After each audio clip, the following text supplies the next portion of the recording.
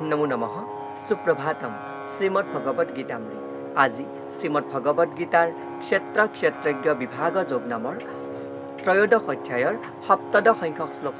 এই বিশিষ্ট শ্লোকফাকি হৈছে এনেধৰণৰ: অবিভক্তং চ ভূতেষু বিভক্তমিব চ স্থিতম ভূতভৰ্তৃ চ তদ্জ্ঞেয়ং গ্ৰসিষ্ণু প্ৰভবিষ্ণুষা।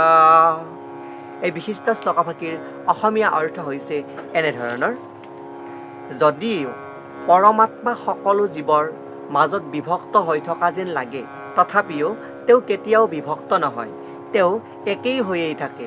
যদিও তেওঁ সকলো জীৱৰে পালন কৰোঁতা, তথাপিও এই কথা জানিব লাগে যে তেওঁ সকলোকে গ্ৰাস কৰে আৰু সকলোকে উদ্ভৱ ঘটায় বুলি কোৱা প্ৰসংগত ভগৱান শ্ৰীকৃষ্ণই সখা অৰ্জুনৰ আগত এই বিশিষ্ট শ্লোকফাকি অৱতাৰণা কৰিছে।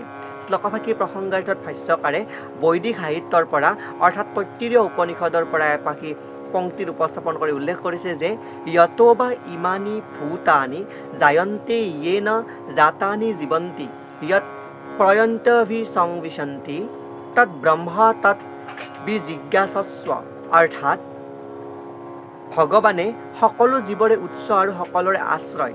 সৃষ্টিৰ পাছত প্ৰত্যেকেই তেওঁৰ সৰ্বশক্তিমান যি ৰূপ, সেই শক্তিময় ৰূপৰ মাজত যি আশ্ৰয় আৰু লয়, আৰু প্ৰলয়ৰ পাছতো প্ৰতিটো বস্তুৱে আকৌ তেওঁতে আশ্ৰয় ল'বৰ বাবে উভতি গৈ তাতে গ্ৰহণ কৰে বা তেওঁৰ স্বৰূপতে বিলীন ঘটে বুলি ইয়াতে উল্লেখ কৰিছে।